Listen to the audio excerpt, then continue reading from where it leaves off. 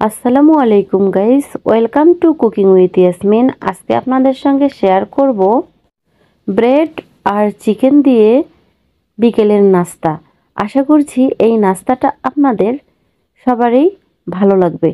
এটা কিন্তু খেতে খুবই সুস্বাদু ও মজাদার হয়ে থাকে। এখানে আমি মুরগির একটা লেগ পিস নিয়েছি, আপনারা চাইলে যে কোনো অংশ নিতে পারেন। তারপর একটু পানি, একটু হলুদ আর একটু আদা রসুন বাটা দিয়ে এটা আমি সিদ্ধ করে নিব। সিদ্ধ হয়ে গেলে হাড় থেকে মাংসগুলো এইভাবে ছাড়িয়ে নিব। ছাড়িয়ে নেওয়া হয়ে গেলে একটা বাটির মধ্যে আমি 1 কাপ পেঁয়াজ কুচি, 1 কাপ ধনেপাতা কুচি, তারপর মরিচ কুচি আপনারা ঝালটা যে যার ইচ্ছে মতন দিয়ে দিবেন।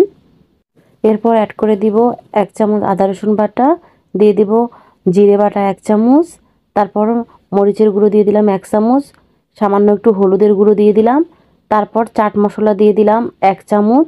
এরপর অ্যাড করে দিব 1 চামচ টমেটো সস আর দিয়ে দিব 1 ফালি লেবুর রস। তারপরে সবগুলো ভালোভাবে মেখে নিব।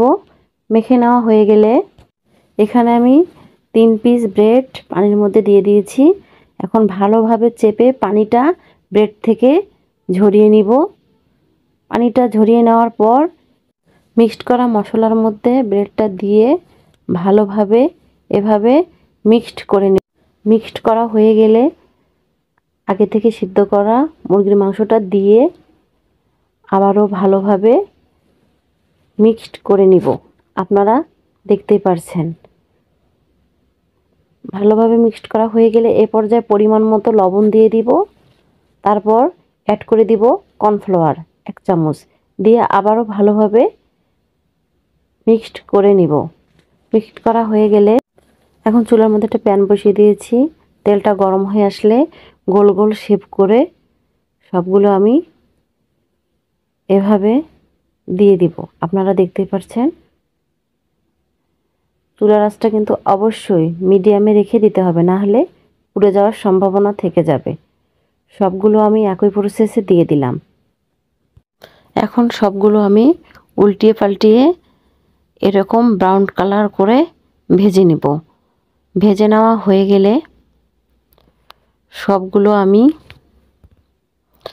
তেল ঝরিয়ে উঠিয়ে নিব। আপনারা দেখতে পাচ্ছেন ঠিক একই প্রসেসে আমি বাকিগুলো ভেজে নিব।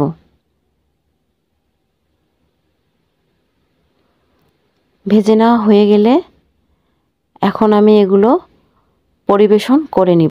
তো গাইস, রেডি হয়ে গেল আমার বিকেলের নাস্তা। যদি বাসায় আপনাদের ব্রেড চিকেন থেকে থাকে, খুব সহজে যে কেউ এটা বানিয়ে নিতে পারবেন। তো গাইস, আমার রেসিপিটা যদি আপনাদের ভালো লাগে, লাইক কমেন্ট শেয়ার করে পাশে থাকবেন।